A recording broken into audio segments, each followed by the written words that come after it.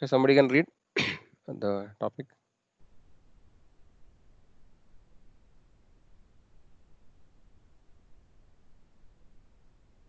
Hare Krishna. Hare Krishna, Prabhuji. Any Shall devotee I can read try? it. Shall I read, Prabhuji? Yes, Mataji. Sure. Hare Krishna. Importance of prayers. Archanam means working Lord Vishnu as one does in the Worshipping. temple. Worshipping Yeah. Lord Vishnu as one does in the temple. Vandanam means offering respectful obeisance. Mana bhava mat bhakto mat yaji mam namashkuru. Vandanam means namashkuru. Vandanam means namaskuru, offering obeisances or offering prayers.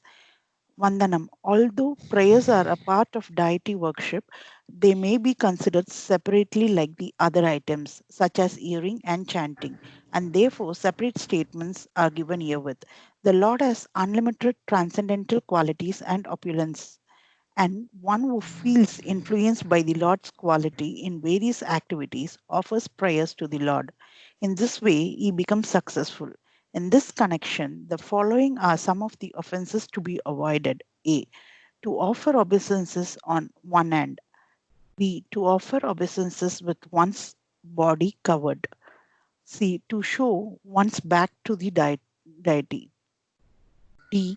To offer obeisances on the left side of the deity. E. To offer obeisances very near to the deity. Prabhuji, should I continue? I think so. You can read one more paragraph, Mataji. Okay, Prabhuji. Adapted from Srimad Bhagavatam 7.5.23 to 24 purport. Prayer means vandanam. So this is also service. Either you take all the 9 different items or you take some of them or at least one of them. Then you will make progress in spiritual life. So some of them offers prayer, just like Christians, Mohammedans, they offer prayer. So it is as good as the Hindus give service in the temple, decorate the deity, cleanse the temple, and offer food. In this way, they are engaged. This is called Archanam. Archanam is also devotional service as well as offering prayer. So by this devotional service, one makes progress in spiritual life. And when he is sincere in his service, then God is within him. He takes charge of him and gives him instruction how quickly and swiftly he can approach God. So this is fact. Our he is not anchoring after our service. He is complete in himself. He does not require anyone's service. But if we offer service to him, then we become purified. Did I miss any sentence, Prabhuji? I don't think so. No, no. The font is just increase the font size, Prabhuji, please. Okay. Sorry. It's okay, But Prabhuji. It's okay. It's okay. I'll just finish it off. He is not anchoring after. okay, let's we can out. No, no, no, Prabhuji. It's okay. I have brought it near to me. I brought the thing to me. He is not anchoring after our service. He is complete in himself. He doesn't require anyone's service. But if we offer service to him, then we become purified and break complete purification. We can talk with God, we can see God, we can take his instructions as Arjuna is talking with God. Personally, taking his instruction and acting according to his instruction. Hare Krishna Prabhuji. Thank you, Mataji. If someone else can read the remaining part. Hare Krishna Prabhuji. Yes, Mataji. Can I read? Yes, Mataji. Okay. Adapted from audio transcripts 1966 to 1977 philosophy discussions. Discussions with Ilaya Greva Dasa. We should always speak of Krishna in a pleasing way, then we will be benefited. Another name for Krishna is Uttama Sloka, which indicates that he is worshipped by the best selected words. It is not that we should use any words we choose. There are many prayers in the Vedic scriptures and also in the Bible and Quran. Although the Christians and Mohammedans do not worship the deity, They offer prayers to the Lord, and that is also bhakti.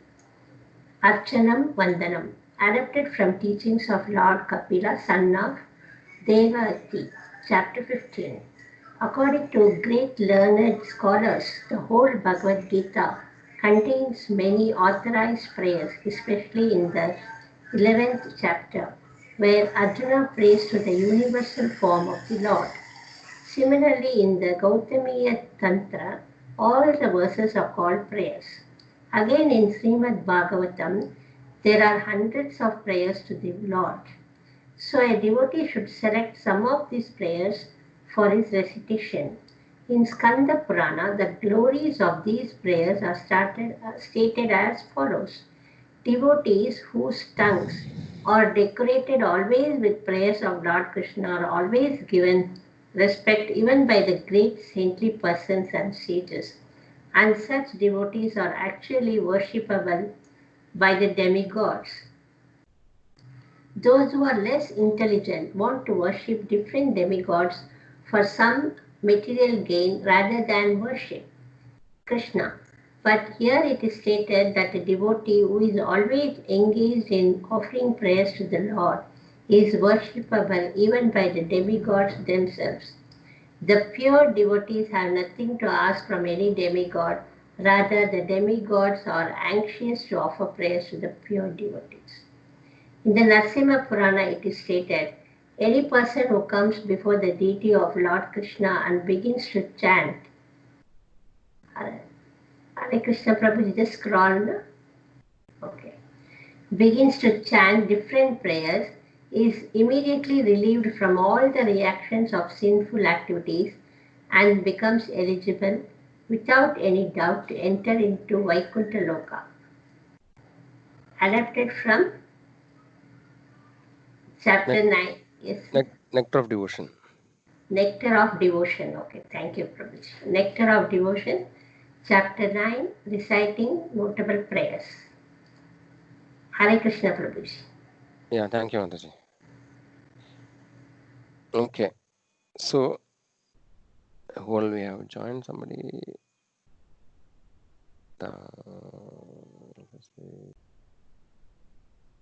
I'm just checking who all have joined. Okay, so this is Bhakti Usha actually, as I used to tell every time. No? So this is an interactive session. It is not a class.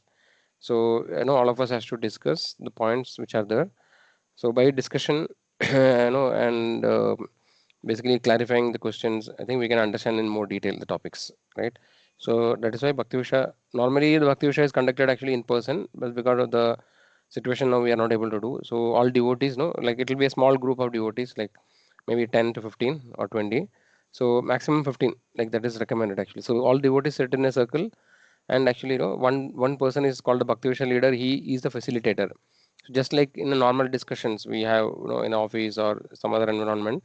So the facilitator, his idea is that he moderator or facilitator. No, he just actually facilitate the discussion, but actually everybody participate in discussion, and we clarify the points to discussion. So that way it helps actually to go deeper into the topic and understand with more detail, proper getting and proper understanding. So all devotees are supposed to participate. So I just want to remind that. So we have reached now 19th session. So each week we covered one session, right? So almost like 5 months we have passed. And before that, actually, we had this initially Bhagavad Gita, kind of, we call it Manjari, where actually we had kind of an introduction about Bhagavad Gita, which actually we had about for 2 months. So I think total 7 months we have passed in this particular session now.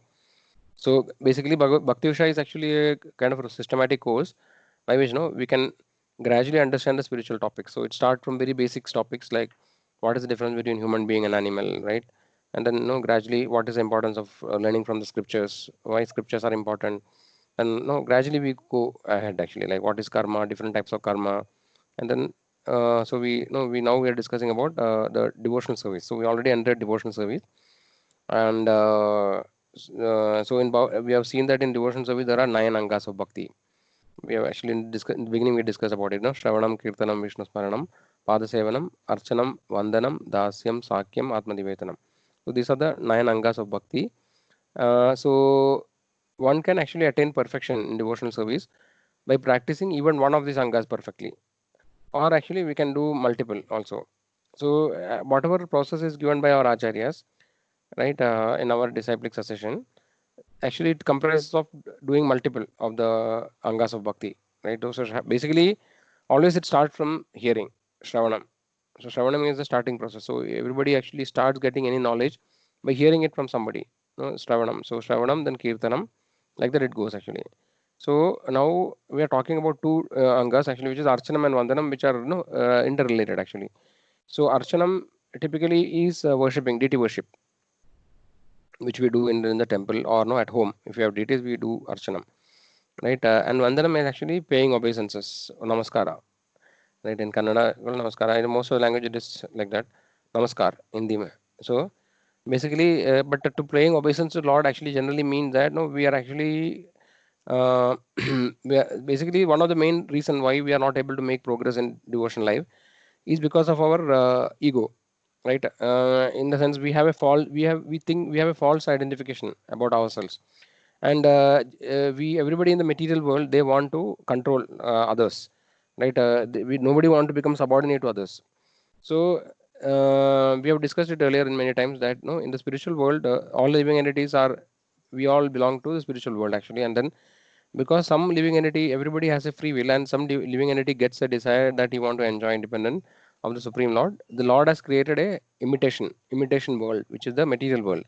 Material world actually is a imitation of the spiritual world, kind of. It's a reflection, or it's a shadow, like that we can think. Okay, so this material world, because it is a shadow or reflection, we can never get the real pleasure.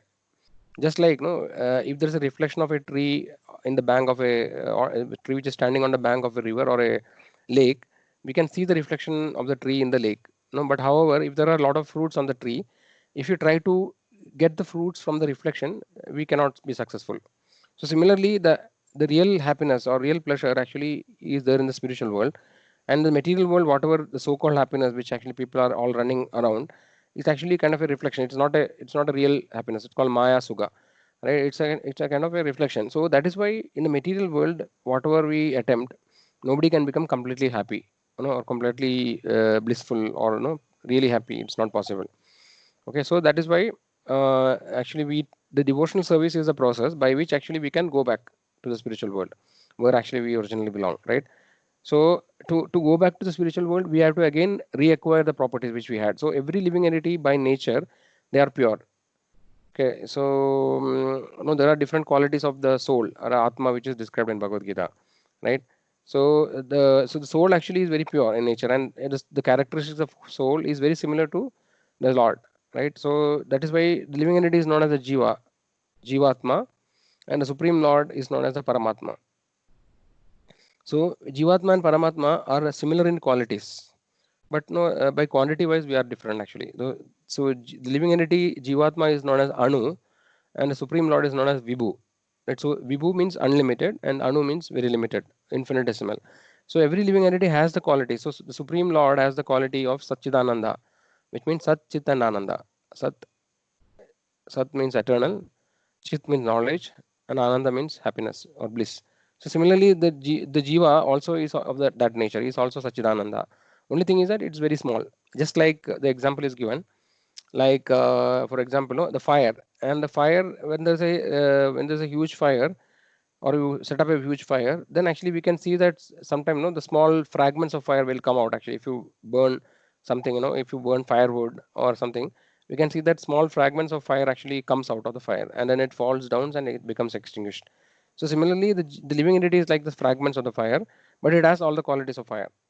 Similarly, other examples are like the gold mine and a small piece of gold, right? Both are having similar quality, but quantity wise it's very limited. So this way, philosophically, the living entity actually, is understood to have a similar quality that of the absolute. Okay, so but actually when the living entity comes to the material world, just like the fire which becomes extinguished, right? Or the spark of the fire which is extinguished or losing in potency, the living entity when it comes to the material world, by design of the material world, they are actually covered. Their original intelligence and knowledge is covered by Maya. The Maya is a material energy of the Lord, external energy of the Lord. It covers the living entity such that they actually cannot understand that their original identity. So everybody in the material world thinks that they are actually the body, but actually we are not a body. So we are in the body, and we get so many different bodies, right, in different births. But actually each time the living entity is convinced that he is the body. Like we understand, or we identify everything to the current present body. So this is actually how the material world is created. No, and it is not by accident that it happens.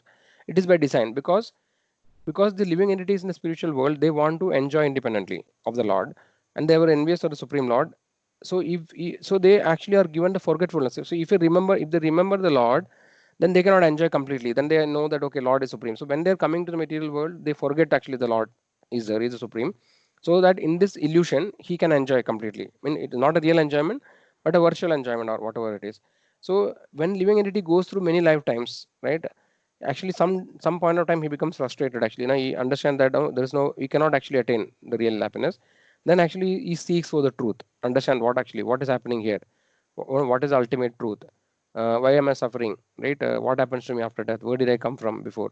So all these kind of question, intelligent living entity will start asking. So that is the starting of the living entity, the soul's journey back to the original place where he came from. So this is all actually the things. So this, what we were discussing is that so devotional service is a process of actually attaining our original identity, or it is known as Swarupa, right? The Jivera, so Swarupa, Jivera Swarup Hoy Krishna and Nityadas. The original nature of the living entity is to always serve the Lord, and by serving the Lord, it actually can become always happy. The example is given just like the hand. The hand actually is part of the body, right? The body is a whole, and the hand is the part. So if the hand wants to enjoy, it cannot enjoy independently in the way that now, let's say it gets some very nice food stuff. Let's say it gets something like gulab jamun.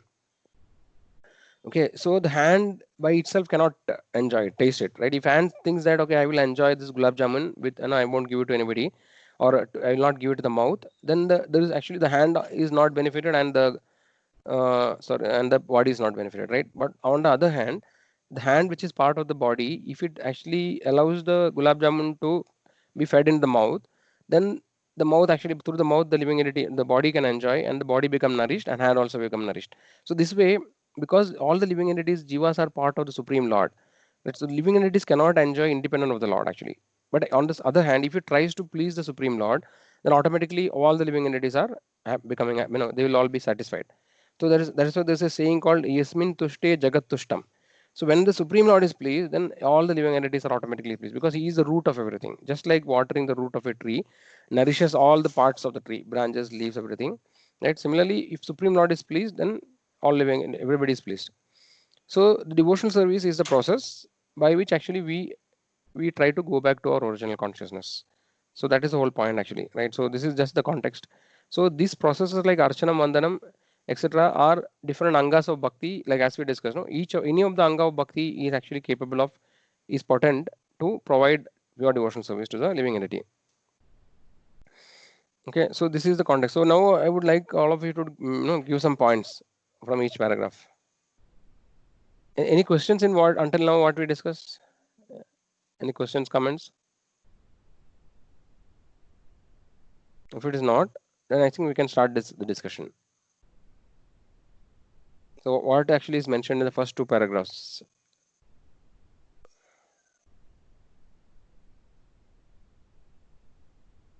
Krishna, am I audible? Hare Krishna, Yes, Prabhu. Prabhuji. Okay, well, I'm not I hearing will anything. wait. No, I will wait for the last Prabhuji. I just meant to say you're audible, Prabhuji. Okay, okay. So devotees, please, it's very simple actually. It's all there in the, I'm sharing the screen. You can just look at the screen and tell what are the important points in the first two paragraphs. First two paragraphs are first two paragraphs are defining what Archanam and Vandanam mean. Yes, Mataji. Archanam is of worshipping Lord as one does in the temple, with Yes. methodical way, Yeah. and Vandanam is offering our respectful obeisances or offering our prayers. Mm. It may not be in the same rigorous way as Archanam, but the essence remaining the same. Mm. And in the second paragraph, I think it mainly says how to do archanam and what mistakes we should not commit or what offenses we should avoid when doing archanam. Hmm. And it goes on to define, what are those Yeah. things that we should avoid, Okay, like Mataji. offering obeisances from on one hand, or with body covered, or showing one's back to the Lord when offering archana, or offering obeisances from left side of the deity, or very near to the deity. So this is what I thought. Yes, Mataji. Thank you very much. So the points are covered, but would you like to explain, like for example, what is the importance of like for offering obeisances?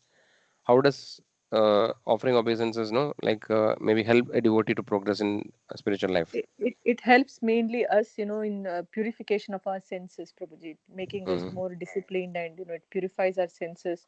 It Yes. probably, in my opinion, takes out our ego really, and Yes. there is better surrendering feeling when we do it with all purity in our mind. There is our ego tames down, and we surrender in true sense, to Lord when we do these devotional activities. Whatever. Yes, Mataji. Very nice point. So, other devotees, what do you think actually? What Mataji told, no? Like, do you agree and would you like to add more points or do you have any other points?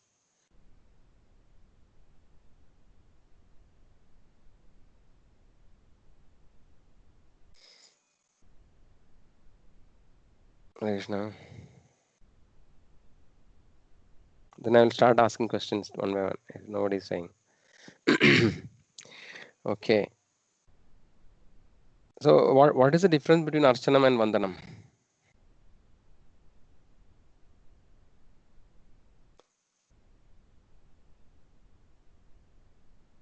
Niveda Mataji want to say?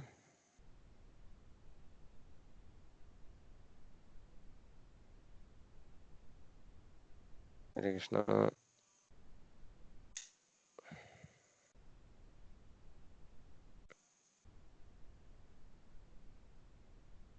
Niveda Mataji, are you there? I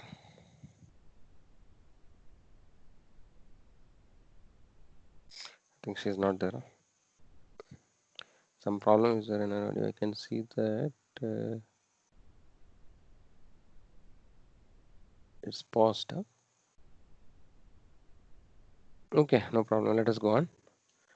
So, as Mataji told, right? So, offering obeisances actually is one way of surrender. Like, no, we are actually taking shelter of somebody. So, in our mind also, we should have the same feeling when we are offering the obeisances. We should actually have a mode of surrender. Actually, that we are depending on the Lord.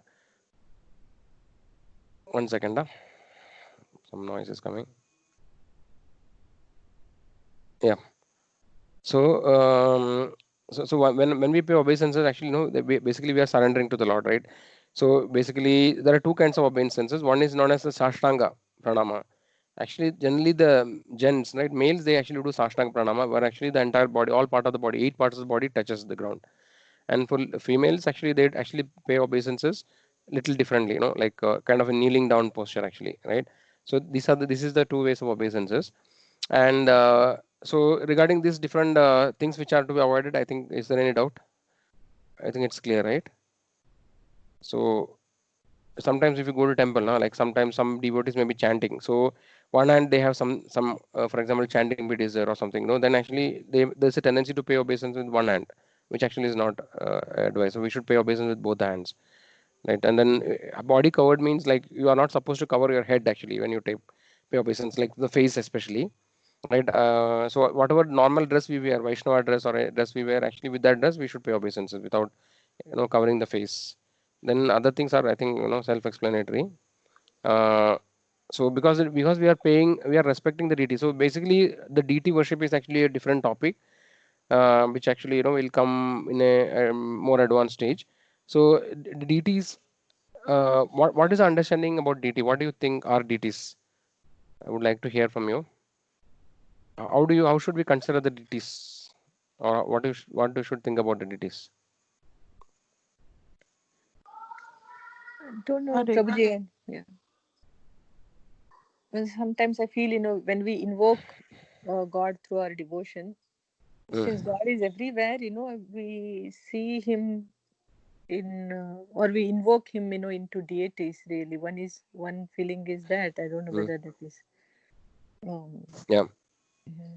So we actually this is very important to understand the DDC, because generally, people have a conception, or other religions, right? They actually kind of look deity worship as a kind of a low level thing. So that is because they don't have the proper understanding. Okay, they may think that, okay, why they are, so basically they try to saying that, okay, why are you worshipping stone, right? Or why are you worshipping Buddha, things like that. So that is a very low level of understanding.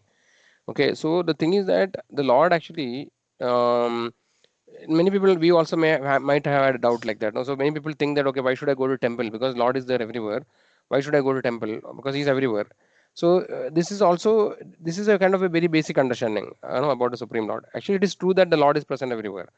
Okay, but at the same time, we know that fundamentally there are two schools of thought, in the spirituality. So one, actually, we have discussed earlier many times.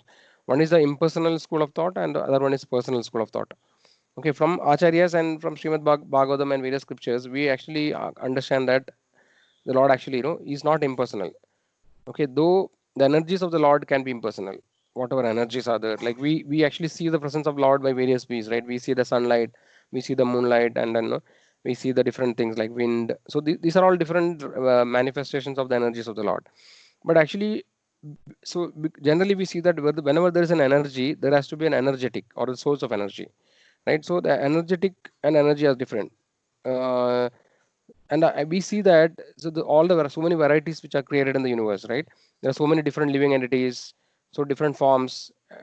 And we also saw that the spiritual world the material world is a reflection of the spiritual world, right? So when actually the living entities like human beings have so many different emotions, so many different kind of exchange of feelings, then how it is possible that the creator doesn't have anything? He is an impersonal thing. That is actually very difficult to believe, right? So the acharyas have concluded, I mean, after discussing and debating, that actually, the Supreme Lord is actually is not impersonal. Actually, he's a person. So that is why we can see in Bhagavad Gita everywhere, right? The Lord is always addressed. Whenever the Lord speaks, he tells that aham, right? Aham hi adi devanam, aham sarvasya prabho matta sarvam pravartade. And Arjuna also say that param brahma, param dhama, pavitram paramam bhavan, right? So everywhere we see that the Lord actually is mentioned as a person. But in some of the Upanishads, Upanishads actually talk about the absolute truth in a more kind of a little bit impersonal way. No, it is more philosophical actually. So it actually refers everything to in an indirect fashion, not directly. It will not tell directly. For example, it says that he's everywhere, he's nowhere. No, though he doesn't have legs, he can run faster than everybody. So this way, indirectly in Upanishads, it is spoken. But actually, we have so many devotees who are pure devotees of the Lord, who actually have direct uh, audience of the Lord, right? The Lord actually appeared before pure devotees actually directly, or he appears in their dreams. So this way, many acharyas have actually understood and even seen the Lord. So those acharyas have extensively studied the Vedic scriptures, and then they have given us the conclusion. Especially Srimad Bhagavatam, if you read, or many other scriptures actually, we can understand that. And then also the six Goswamis of Vrindavan. So everybody, basically, all of them have concluded that actually the absolute truth is a person. And we can also see from the Lord Brahma's prayer, right? Brahmaji is the first creator in the universe. In his prayers, he is actually telling that the Lord is having a form. He says that Ishvara Parama Krishna Sachidananda Vigraha Anadir Adir Govinda Sarvakarana Karanam. So Ishvara Parama Krishna Sachidananda Vigraha means a form, right? So the Supreme Lord actually is a form. Okay, so this way we have to understand the Lord as having a form.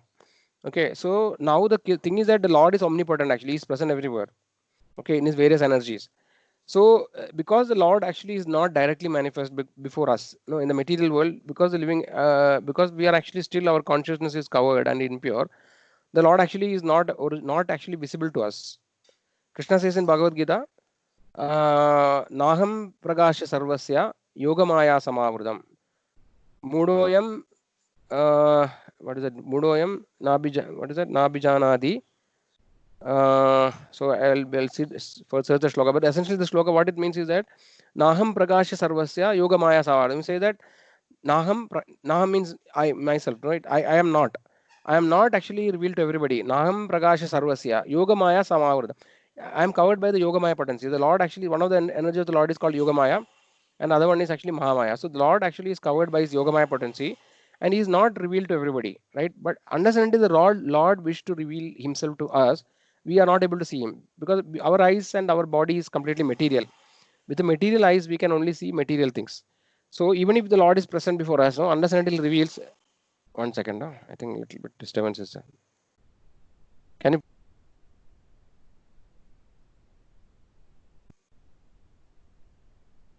Yeah. So unless and until the Lord reveals, no, actually we are not able to see Him, right? So what? How the Lord actually appears in the material world is actually He appears actually in the form of multiple ways. One of the ways of His manifestation is in the form of Vigraha, Archa Vigraha.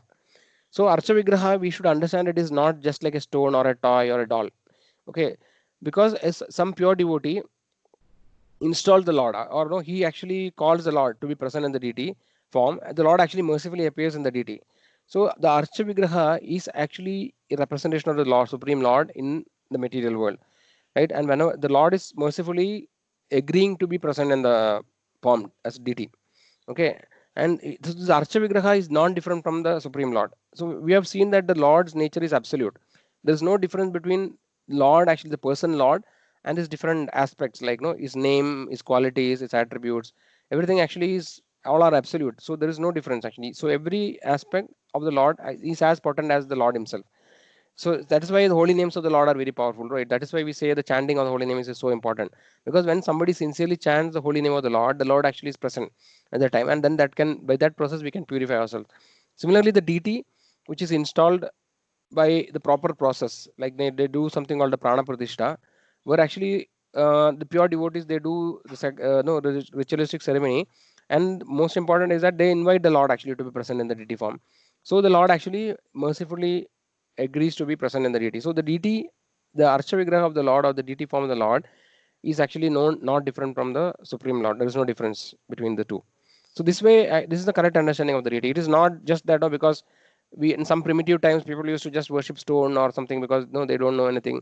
It is not like that actually, right? It actually these are all everything actually has a lot of philosophical and scriptural what you call authority, right? It is not that whimsically somebody is actually just worshipping something, right? The Lord actually can be present. So it all depends on our faith actually. So if somebody doesn't have faith and they think that the deity is just wood or deity is stone, then the Lord actually will behave like that. That is why Krishna says in Bhagavad Gita, ye edamam prabadyande tam stadeva bhajamyaham mama vartamanu vartande manushya partha sarvasha. So ye edamam prabadyande tam. So basically according to the extent a devotee or a soul tries to interact with the Lord, right, or reciprocate with the Lord, accordingly the Lord also reciprocates. So if somebody doesn't have faith and he thinks that okay, this is a wood, then actually the Lord will remain like a wood. But actually, if somebody is really pure devotee and he thinks that okay, this is Supreme Lord, no, he is just present mercifully before us in this particular form, then actually the deity can reciprocate with us. Actually, so many stories actually we know in various temples, like especially like big temples like Jagannath Puri, and there are so many other Gopal deity stories there. Right now, we are not discussing it. Actually, there are so many deities story, Shirachara Gopinath, where actually the Lord actually sometimes even talk, and even Vittala story is there. So where actually the deity sometimes talk to the pure devotees, right? And then deity sometimes eats the offering which is presented before him. So generally the deity doesn't physically eat the thing. Just by looking at the offering, he actually can accept the offering. But there are cases where actually, because like sometimes a small baby boy, he wants actually the Lord to eat it because otherwise he thinks that no Lord is not taking, and the Lord sometimes come and takes the food. So everything actually depends on our faith, action of our faith. But essentially, if an deity is worshipped properly installed, and if it is worshipped, then actually that deity is the manifestation of Supreme Lord. Actually, it is not different from the Lord. This is the correct understanding.